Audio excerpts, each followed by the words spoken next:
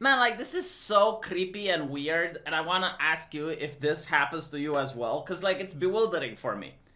I grew up under socialism, and back then, you would only get one pair of shoes, because all the shoes were the same, so it didn't really matter. You'd have one pair, and that pair would last you for 3, 4, even 5 years. I'm not even kidding, like, I don't know what they made them of. Mithril, vibranium, like, I don't know the alloy that they used to fabricate them, but they would last. Now, they don't last, especially if you're like me and you just buy one pair of shoes. Like, you wear them for 3, 4 months, and then you have to buy new ones. And every single time, I'm not kidding, every single time I have to buy new shoes, whenever I go on the internet, I get commercial for shoes. Like, how does it know?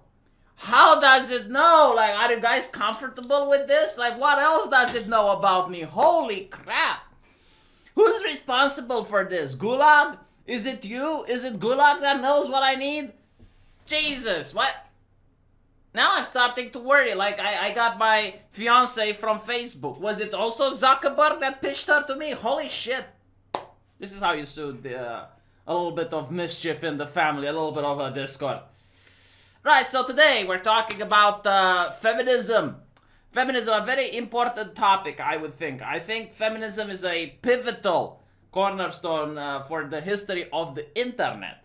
Not the good type of history, but the history regarding censorship. Because if you guys remember, all of this censorship, literally all of it that you see now, started with feminism. It was online bullying was considered the problem, and I think there were a couple of cases, right, out of 7 billion people that live on planet Earth.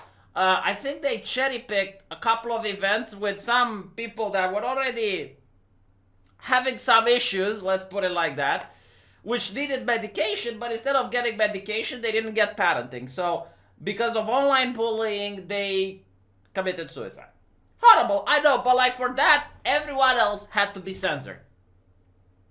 Seems legit, right? It's like when you go to school and Billy chews gum, but he doesn't know how to chew gum responsibly, so he sticks it under the desk, and then the teacher finds out, and then, okay, no one is allowed to bring gum at school, even though other people know how to chew their gum responsibly, right? It's the same mentality, same logic.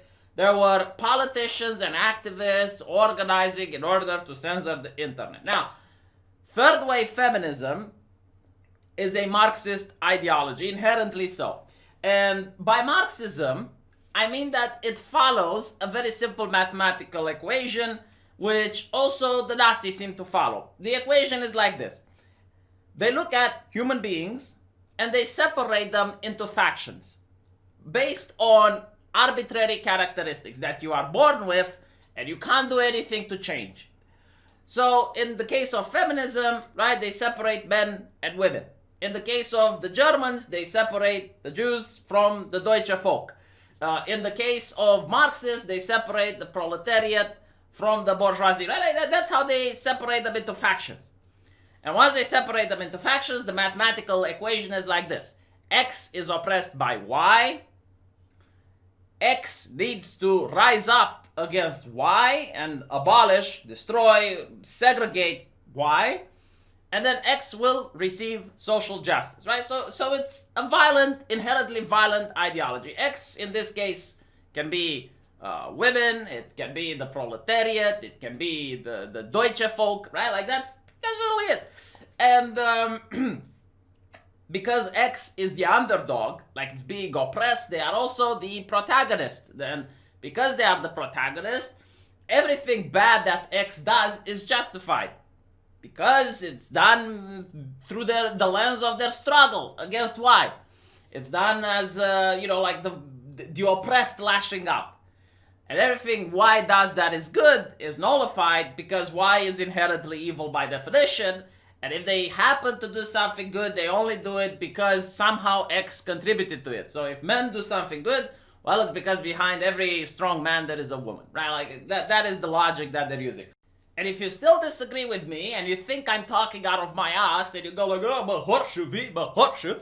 Well, why do you think it was so effective when a couple of academics decided to troll some of these universities that are teaching feminism? And they trolled them very effectively. They took Mein Kampf, they replaced the Jews with men, and they replaced the Deutsche Folk with women, And then they published it. And it got peer reviewed. It got published in some of the most prestigious feminist journals. Right? It was considered an academic success by publishing Mein Kampf. Alright? So this is why it works, because it's the same mathematical equation. You separate the world in factions. One faction is oppressed, they're the protagonists. Everyone likes to see the underdog rising up and fighting against their oppressors. And it's lovely, right? It's a good story. Except that in reality, X is not actually the underdog. You cannot be the underdog where every single major corporation is supporting your movement, when the mainstream media is supporting your movement, when politicians at the highest levels of power in countries are supporting your movement. Okay, you can't be the underdog then. But the reason they get supported, and people pretend that they're the underdog, is because they are asking for big corporations and big government to censor. In other words, they're asking for all of these big entities to gain more power. And of course the entities love that, so why wouldn't they give lip service? However, feminism was over, and I do think it's over now, because when's the last time you heard about the patriarchy, or you heard about the rape culture, or you heard about the rape jokes, or rape apology, or whatever nonsense they're spitting? When's the last time you heard about that, right? Because I don't remember. The reason it doesn't exist anymore is because it struck at the heart of the elites, right? It actually attacked Hollywood, it attacked the mainstream media, it attacked the politicians, like almost the overwhelming majority of people that have gotten hashtag also me have been powerful elites. And as such, they didn't explicitly drop feminism, because that would have been a little bit too on the nose after supporting it for so many years, but they tacitly dropped it. So they're not supporting feminist causes. Now they're all about the transgenders, right? So feminism is now getting censored by the LGBT movement, because in order to have feminism, you need to have the definition of a woman being strict. In fact, you even need to be able to define what a woman is. Ask an intersectional to define what a woman is, they can't do it. Okay, they usually say, well, it's people who identify as such. It's like, okay, but what is a woman? Right, that's circular logic. Like, what is the definition? Right, they can't say human adult female, because that is now transphobic. So you can't have feminism and say that women are oppressed by men if all you can do is to say, well, I identify as a man now, so therefore I'm not being oppressed, I'm the oppressor. Right? I mean, it's your choice. It's not a characteristic that's immovable now. You can literally just identify and you're done with the oppression. You can't look at a company and say, well, you're not hiring enough women, when all the company has to do is to tell half of their male employees to identify as women. Boom, bam, wage gap gone. Right? Please correct me if I'm wrong using intersectional ideology. I'm waiting. You see people like J.K. Rowling being attacked because she says that she doesn't believe men can have uteruses. And that is a huge crime, huge offense. She's getting death threats. She's getting all of the vile stuff that even an ounce of it 3 years ago would have been enough to yeet you from the internet. But now it's acceptable and encouraged, right? Because they are moving for a different thing. And even with the transgenders, there's now, again, like another purity spiral, because you have the transgender people who do believe in gender, because that's the definition of it, right? It's transitioning, like you transition from a gender to another, and in order to do that, you need to have genders. But then you have the abolition movement, which say, no, there aren't any gender, like anyone is like on a spectrum, and you can have non-binary folk, and you don't even need to emulate the behaviors of women, because there is no such thing as a woman, right? Like, what is a real woman, they will ask, and they start deconstructing everything, right? So now you have like the transgender people that are actually trying to portray themselves as a woman, and they're called true scum by the non-binary folk, the it's a ma'am type of people. The point that I'm making with this is that when the feminists were demanding for censorship, I was telling them that what they're doing is that they are creating the ring of power. They are creating this powerful artifact that allows the average mortal to control conversations on the internet. And the ring of power in itself is dangerous, because when you lose it, and you will lose it, it's going to be used against you by someone else. And they were laughing at me, Now, I wasn't entirely right because I thought the right wing is going to get the ring of power. But no, what ended up happening is someone further to the left than they are got the ring of power and are now using it against the feminists. And I'm 100% sure that in the future, someone even further to the left than the intersectionals right now are going to use the exact same system of oppression that they have created for others against them. It's just the natural order of things, which is why you shouldn't even have a ring of power to begin with.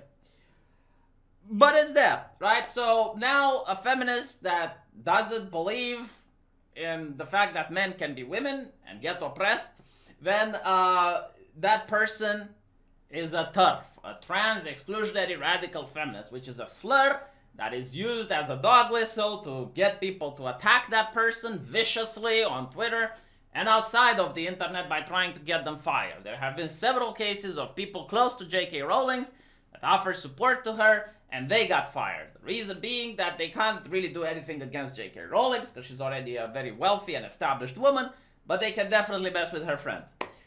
It's like Superman. You want to take down Superman, you can't really do it against him, but you can hurt Lois Lane.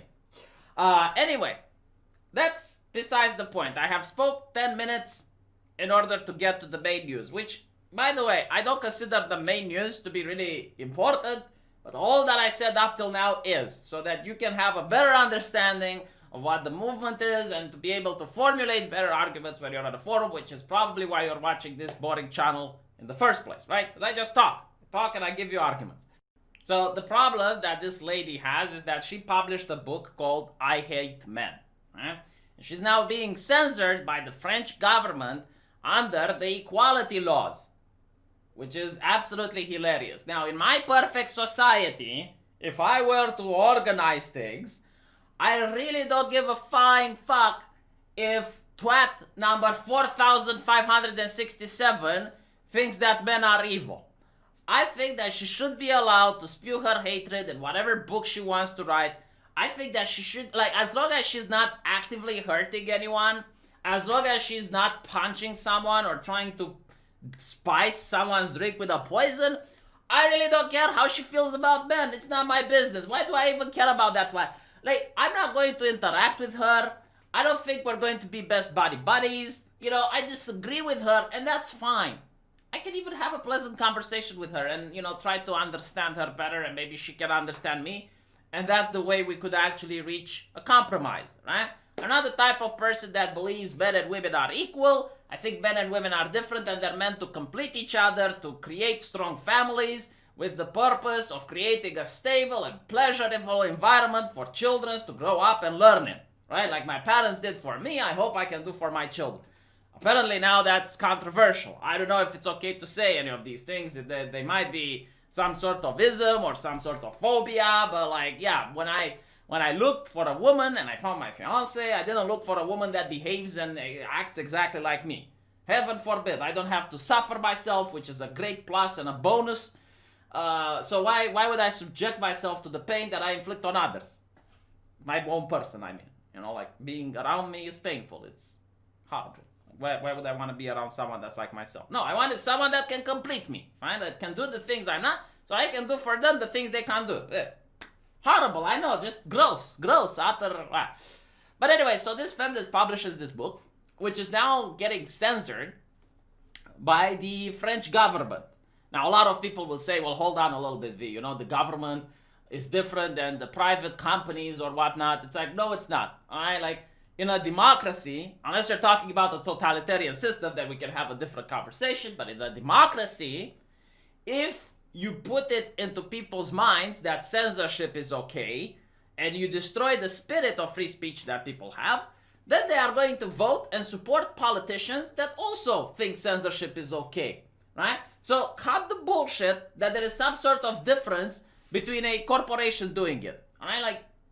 If the three main institutions do not adhere to the same moral values of the country, then all of it falls apart. So the three main institutions are religion, the government, and the big corporations, right? So if the big corporations start censoring people and start pointing out that censorship is okay, eventually people are going to vote for politicians that think censorship is okay. Same with the church. If the church has the priests that lecture people about the morality of censorship, they're going to vote accordingly. It's not something that I'm reinventing the wheel right now, all right? Like, all of this is no.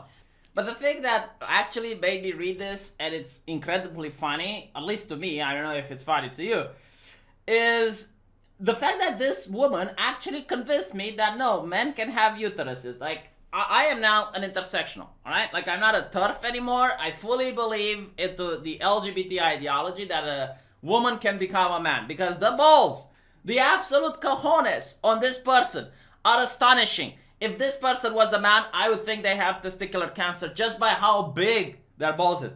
So, when challenged upon their bigotry and hatred of men, the response is absolutely gorgeous. Look at this.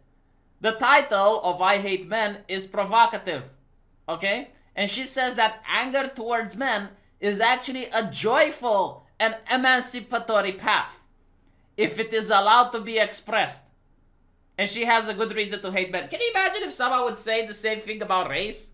Or if someone would say the same thing about, I don't know, Islam or transgender or whatever. You know, like pick whatever. Like, I'm pretty sure if you asked a Triple K member back in the day, why does he hate black people, he would probably say the same thing. You know, it's like, well, it's emancipatory. It's a liberating to... Like, I just don't know what this woman thought when she said this. Like, she actually thinks it's putting her in a good light. But I found this to be so hilarious that I wanted to point it out. I just want to say that I don't care how she feels about it. It doesn't affect me. Alright? So, and I also don't think that the overwhelming majority of women will ever even get to the point where they're going to hate men. Because it's unnatural. It's against human nature. You know, it's like trying to convince men to hate women. You're not going to do it. You're not. It's an ideology that will never catch on. Men need women. Women need men. It's not going to happen in a democratic society unless you have like a dictatorship or a totalitarian one where you're trying to enforce this in the mind of people, right? But anyway, let me know what you think. I'll see you guys in the comment section, and thank you so much for watching. And sorry for the rambling, but I really wanted to get this off my chest.